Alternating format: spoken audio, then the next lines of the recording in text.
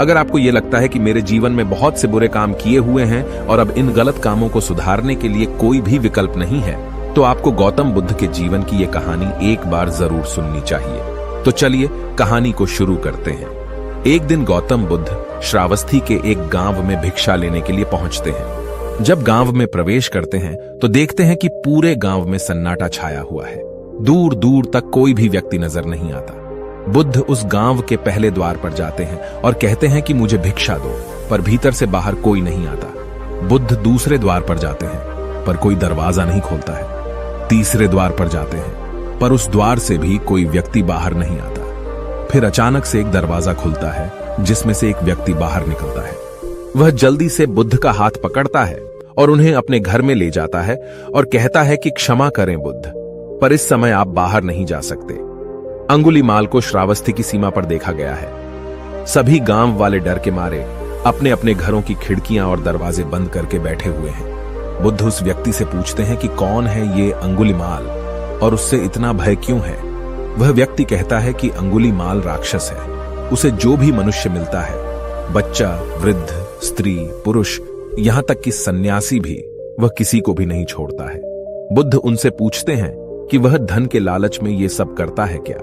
वह व्यक्ति कहता है कि नहीं, उसे धन का कोई लालच नहीं है। वह जब भी किसी आदमी को मारता है तो उसकी उंगली काटकर अपने गले की माला बनाता है। इसीलिए उसका नाम अंगुलीमाल पड़ गया है।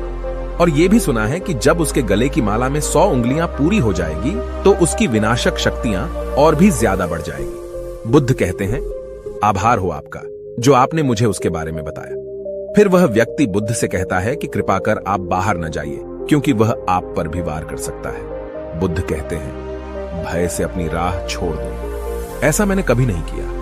मुझे भिक्षा मांगता देख जन जन के हृदय में अंगुलीमाल का भय कम होगा। फिर वह व्यक्ति कहता है, नहीं बुद्धा, मत जाइए, वह बहुत ही ज्यादा खतरनाक है। बुद्ध कहते हैं कि वह खतरनाक नहीं, बल्कि वह दुखी है और मुझे उसके पास जाना होगा, क्योंकि उसे मेरी जरूरत है।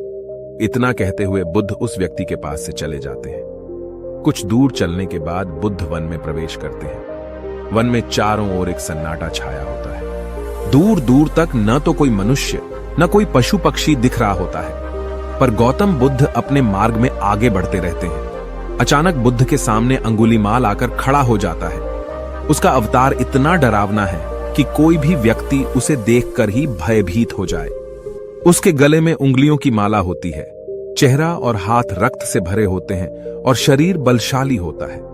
उसका अवतार इतना भयानक होता है कि किसी भी साधारण व्यक्ति के प्राण तो उसे देखते ही निकल जाए, पर बुद्ध पर अंगुलीमाल के डरावने अवतार का कोई असर नहीं होता है। बुद्ध थोड़ी देर तक एक शांत मुस्कुराहट और ठहराव के साथ अंगुलीमाल की तरफ देखते हैं। फिर बिना उससे कुछ भी कहे उसकी बगल से निकलकर अपने मार्ग में आगे बढ़ जाते हैं। बुद्ध को ऐसा करते देख अंगुलीमाल को यह समझ नहीं आता है कि उसके साथ ये हो क्या रहा है।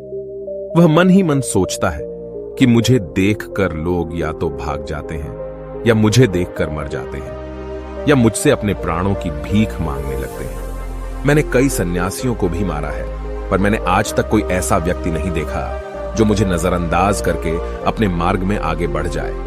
या तो इसने मुझ पर ध्यान नहीं दिया होगा, या फिर हो सकता है कि यह देख ही ना सकता हो, पर मुझे इससे क्या मतलब। मुझे तो अपने गले की माला पूरी करनी है।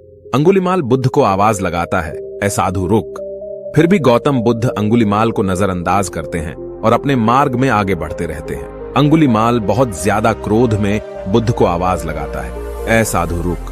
फिर भी गौतम बुद्ध अंगुलीमाल को नजरअंदाज करते हैं और अपने मार्ग में आगे बढ़ते हैं। अंगुलीमाल तीसरी बार ज्यादा क्रोध में होकर आवाज लगाता है, साधु रुक। बुद्ध रुकते हैं। अंगुलीमाल बुद्ध के पास जाता है और कहता है कि मेरे आदेश देने के बाद भी तू रुका क्यों नहीं। फिर बुद्ध कहते हैं, मैं तो बहुत पहले ही रुक चुका हूं, तुम ही चलते जा रहे हो।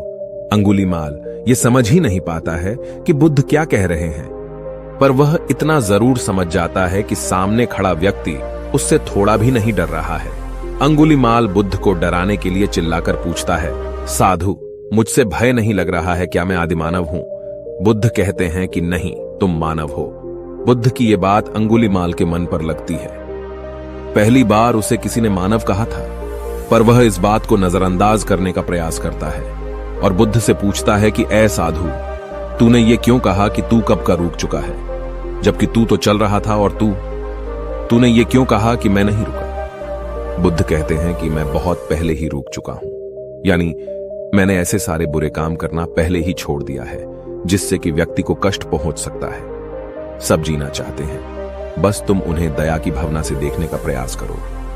गौतम, बुद्ध के ये शब्द दोबारा से अंगुलीमाल मन पर चोट करते हैं, पर वह दोबारा से बुद्ध की बातों को नजरअंदाज करने का प्रयास करता है। इस बार वह बहुत गुस्से में था।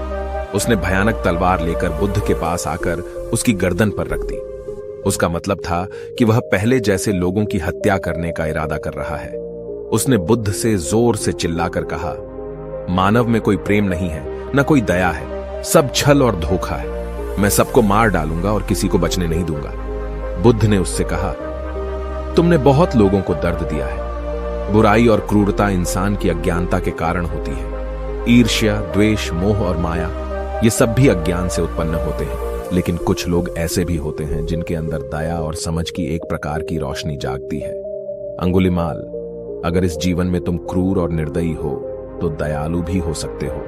तुम्हें अपनी आंखों से उस अंधकार की पर्दा हटाना होगा जिसने तुम्हें केवल बुराई ही दिखाई। तीसरी बार जब बुद्ध के शब्दों ने उसके दिल तक पहुंचे, अंगुलीमाल ने खुद पर काबू पाया। उसे समझ में नहीं आया कि पहले क्यों वह इतना अशक्त महसूस कर रहा था। वह कोशिश करता है कि वह गुस्सा करे, पर वह नहीं कर पाता। वह बड़ी हिम्मत से अपने क्रोध को दिखाकर बुद्ध के सामने आता है। वह कहता है, तुम और अन्य लोग मेरी तरह नहीं हो।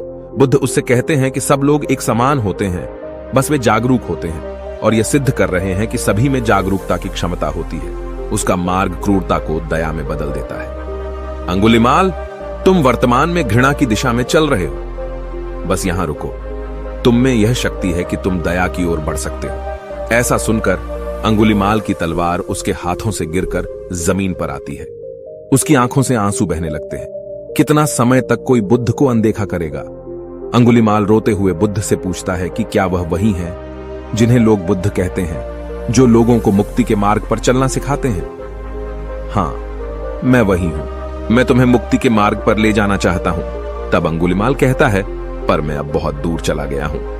मैंने बहुत सारी हत्याएं की हैं, बहुत बुरे काम किए हैं। मैं अब चाहकर भी वापस नहीं आ सकता और मेरा वापस लौटना असंभव सा लगता है। लेकिन बुद्ध कहते हैं कि कुछ भी असंभव नहीं है। जब तुम जागते हो तभी सुबह होती है। अंगुलीमाल कहता है, मैं अब फिर से अच्छे काम करने का मार्ग नहीं चुन सकता। बहुत वक्त बीत चुका है। बुद्ध कहते हैं, तुम में वो समझ है कि जो तुमने अब तक किया वो गलत था। इसका मतलब है कि तुम जानते हो कि क्या अच्छा और क्या बुरा है। जब से तुमने अच्छे काम करना शुरू किया है, तब से तुम्हारा नया जीवन शुरू हो गया है। फिर अंगुलीमाल कहता है, मैं चाहे जितने भी अच्छे काम कर लूं, लोग मुझे वैसे ही देखेंगे और मेरी बदली हुई दिशा की वजह से मुझे शांति नहीं मिलेगी। बुद्ध कहते हैं कि अंगुलीमाल, अगर तुमने हिंसा के रास्ते को त्याग दिया तो मैं तुझे सही दिशा में ले जाऊंगा, तुझे रक्षा करूंगा और तुझे लोगों की आलोचना से बचाऊंगा। तू बस पहला कदम उठा। अंगुलीमाल पूछता है, क्या ऐसा हो सकता है? बुद्ध कहते हैं, बिल्कुल हो सकता है। उसी दिन से अंगुलीमाल बुद्ध के चरणों में गिरकर बिना खड़े होते हुए कहता है कि मैं आपके शिष्य बनना चाहता हूं। बुद्ध कहते हैं कि मैं शिष्य नहीं बनाता, व्यक्ति खुद ही मेरे संग से जुड़ जाता है। तब अंगुलीमाल बुद्ध के भिक्षु बन जाता है। यह कहानी आपको कैसी लगी, हमें कमेंट बॉक्स में कमेंट करके जरूर बताएं।